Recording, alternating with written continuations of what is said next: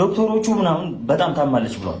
ይኸውልህ የምታስፈልጋት አንተ ነህ። ስለዚህ ዶክተሮቹ ሄዳ ሕክምና ታርግ። አብርሃም እኮ ወይ ዶክተር አይደለም ወይ ሐኪም አይደለም። ሄዳ እዛ ሕክምና ታርግ። የሰማሽኝ ነው። ከታመምሽ ሄደሽ እዛ ሕክምና አድርግ። አብርሃም ከየትኛውም ሰው በላይ አሁን ታስፈልጋታለህ። የሆነ ነገር ከሆነች ግን ጸጸቱን አችለውም። አብርሃም ሄርሜላ በጣም ታማለች እያልኩ ነው። ለምን ስትረስ ውስጥ የተጨናነኩ ያለሁት አብርሃም፣ ከኔ ጋር ህይወትን እየኖርክ እኮ በመቅስፈት ነው። በሁለት ቀን በሶስት ቀን ውስጥ ወደ መጀመሪያው ህይወቴ ልመለስ እያልክ ያለው ታዲያ ይሄ ነገር ትክክል ነው? መጀመሪያ ከሚስቱ ነበር የቀማሽው፣ አሁን ደግሞ ወደ ሚስቱ ተመለሰ። ስለዚህ ለጀመረ በዚህ ልክ መናደድ የለብህም። አንተም እኮ በጣም አሽሙረኛ ነህ። እየመጣህ እኔ እንደምትወደኝ እኔ እንደምትፈልገኝ ኬፍሬም ጋር ሌላ ርዕስ አታንሺ። ትች ጋር አሁን አብርሃም እዛ ሚስትህ ልጅ እየጠበቁ ነው። ስለታውሪ አንቺ ስለ አብርሃም አውሪ። አብርሃም ይምጣልኝ ብለሻል። እኔ ማንንም አልተናገርኩትም። ያንተም ፍቅረኛ ቤት ድረስ መጥቶ የሆነ ነገር ካላደረኩሽ እያለ የነበረ ሰው ነው። በቃ ተይው፣ በቃ አትናገር። የምርህን ነው? ይሄን ነገር ትፈልገዋለህ? አብርሃም ተው፣ ሁላችንም ነው የምታጣው። የኔን ጓደኝነት ታጣለህ፣ የእሷን ፍቅረኝነት ሚስትነትም ታጣለህ። ይኸውልህ ሁላችንም ነው ታጣው። እየጨመኩ አይደለም። አንዴ አውራትና ስማኝ፣ በቃ ተረጋጋሽ። አሁን ሁሉ ነገር ደህና ሆነ። አዳምጠኝ በደንብ እሺ። ተረጋጋና ከዛ በኋላ ደግሞ ናንቺ ራሱ አይከብድሽም እንዴ? እንደዚህ ነው። አንተ የኔ ነህ። አሁንም ዛሬ ነገም ከነገ ወዲያ የኔ ነህ። ገባህ? ይሄን ነገር ሲያጠቃቸው አንተ ጋር አዲስ ህይወት ጀመርክ። አዳምጠኝ በደንብ። እነሱ ተስፋ ስለማይቆርጡ ነው በዚህ ልክ መስመር እየሄዱ ያሉት። ገባህ አይደለ? እኔ ሩታን ለኪም ማለት ነው። እኔ ሩታን ማስቆም ምን አርጋብህ ነው? ኧረ በእግዚአብሔር ከዚህ በላይ አታስጨንቁት። እንዴ ባንዴ ተቀይረ እሷ ጋር እኮ ምን አርጋብህ ነው? ንገረኝ። ከሄርሜላ ጋር ብዙ ላይፍ የጀመርክ ሰው በአንዴ ተነስተ ሩታ ማለት ምንድን ነው? እስከ መቼ ነው ያንተ ሞኝነት? እስኪ ንገረኝ አብርሃም። እኔ ከዛ በፊት አላውቅም ነበር። ብዙ ነገሮችን በድያቸዋለሁ። ኤፍሬምና ሩታ እንደዛ በድለውክ ነው። ኤፍሬምን አንተ እህትህንም የከዳ እኛንም የከዳ ሰው ነህ። ከራስ ጋር እንዳሉ ያስታውቃል። አብርሃም እኛ የምናውቀው አብርሃም እንደዚህ አይደለም። ለሰው የምታዘን እቺ ልጅ እንኳን ሚስት ይቅርና ዝም ብሎ ሰው ሄደህ ሆስፒታል ምን ጠይቅና አይመስለው። ግን አንተ ታማራስ ሆስፒታል ያልመጣ ሰው ነው። ስለዚህ ከራስ ጋር እንዳሉ ከኔ ጋር ይያቃሉ።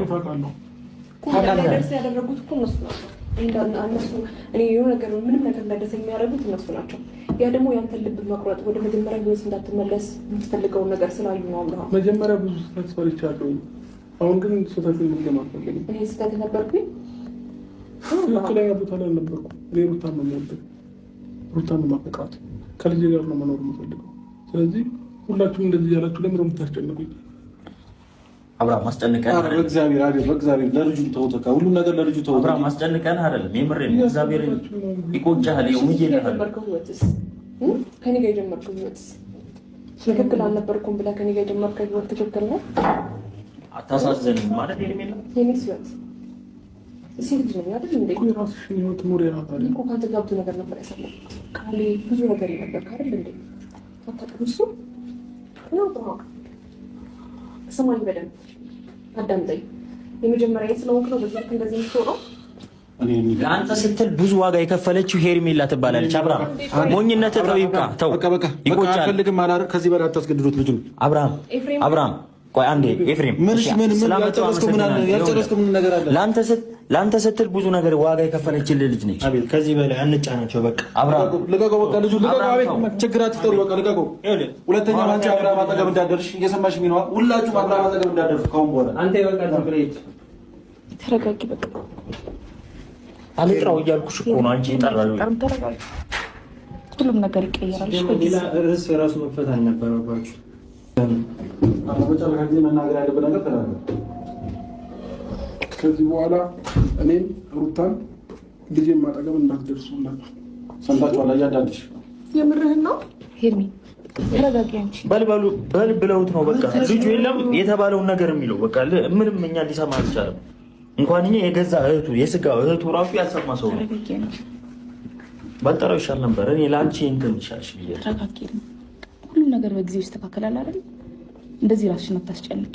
ደሞ ዋሳቤ ሸራ ላይ ቀለምህን ይዘት መጣል ለማታ ደሞ ነክቶ እንደፈለገ ዛሬ በህልሜ ላይ ነክሰበት ዝታ ደሞ ሀገሬው በሙሉ ድኾን